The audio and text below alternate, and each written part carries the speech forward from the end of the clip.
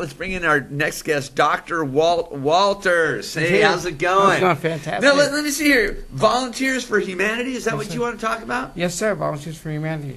What is it? We're a nonprofit organization. We provide free medical and dental care to underserved and impoverished areas around the world. We also work and do some things. We say around the world, we also work locally too. And we have a computer learning program where we have people come over once a month and the kids, and we show them basically that working on a computer can be fun. Now, you're a doctor. What kind of doctor are you? I'm an anesthesiologist. Anesthesiologist? Yes. So you go from anesthesiologist to Volunteers for Humanity? Yeah, this is a concept that we came up with roughly around 3 years ago.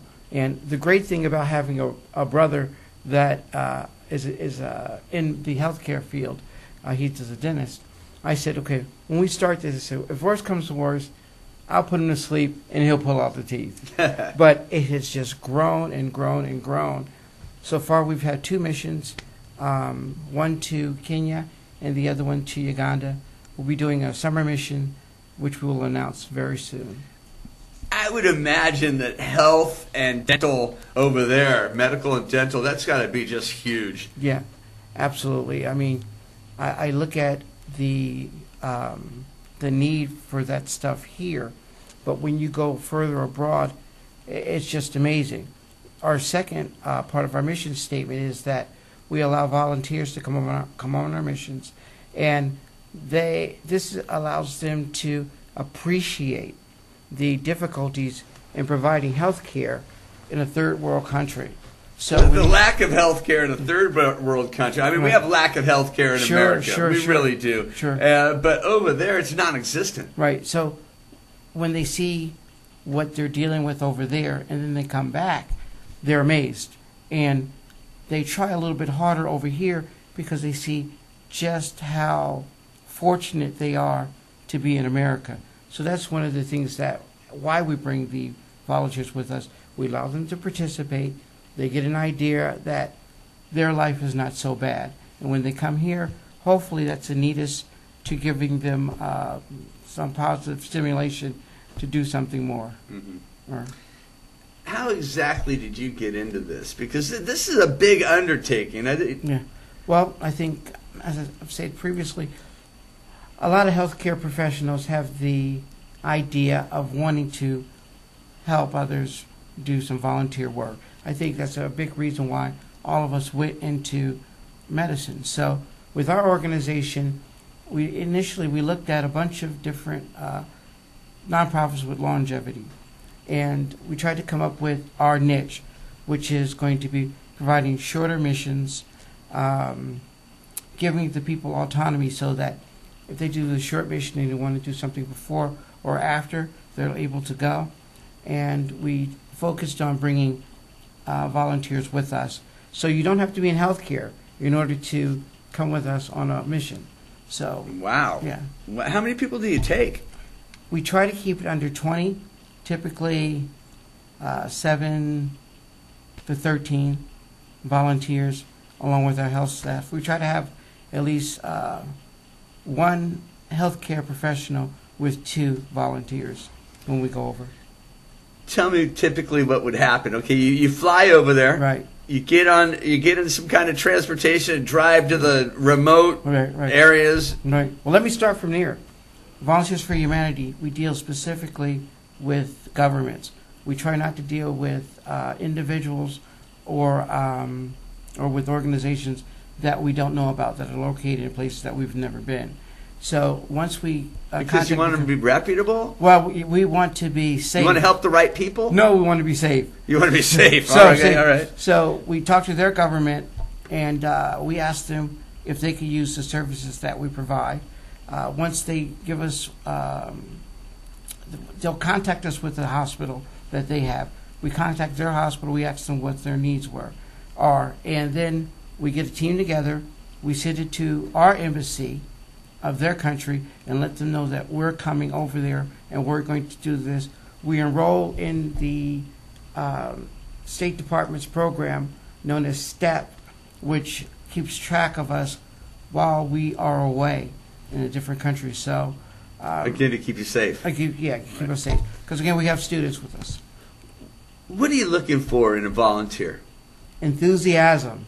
You don't have to be in healthcare, but I like the enthusiasm to want to make a difference in another person's life. That's probably the top requirement that we have. For example, our last mission, we went to Kenya. We had a couple of Clovis, actually live in Fresno, a couple of Fresno high school students that went with us, and we had a nursing student in Visalia that went with us.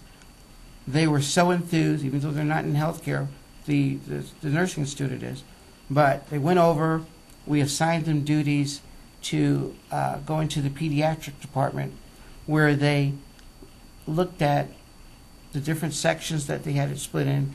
They looked at the disorders that were in these departments, and then they made a report about it. That report we got together, and we're trying to submit a grant so that they can either get a new pediatric section or do something with the divisions there, because everybody can get sick because it's not divided up. Is that how you're funded, through grants? We are applying for grants. No grants yet, but we are in the process of applying. Sponsorship is our big thing that we're looking for. So if you want to be a sponsor, give us a call. That's how most of our trips work. When you go on these trips, you say they're short missions. How long are they? Typically 7 to 10 days. I can convince most doctors to give me 7 days or 5 days of work. We usually 7 days of travel. So typically, we'll leave on a Friday. We'll get there on Saturday. That's when we all get together. Sunday morning, we take the transportation from that city to what we say is the bush. We get out there. We rest Sunday night. We work Monday through Friday. Sun come up till the sun comes down. See as many patients as we can. We usually leave on Friday to go back to the capital city. Fly out Saturday. Get back home on Sunday. They sleep Sunday night, and we try to go on a holiday where we have the Monday off. So they sleep Sunday, Monday night, and go to work on Tuesday. Wow. Right. So that's a quick barn burner right there. Barn burner. So, but it's interesting that because they don't have health care in the places that we go, the CEO of the surgery of the hospital will have all of these patients lined up. So when we get there, it's just getting into the OR or going to the dental clinic and just working. So we bring a lot of equipment with us, or we have a team that assesses what they have before we go over, and we just do them one. How many people are you seeing in that week? Well, dentistry, they're probably seeing about 40 patients a day. In the operating room, we do anywhere between 5 and 10 surgeries a day. Wow. It's pretty amazing. People that want to get a hold of you, Walt, how do they do it? Go to our website at volunteers4humanity.org or .com, or you can give us a call at 559-326-2158. That's our office number.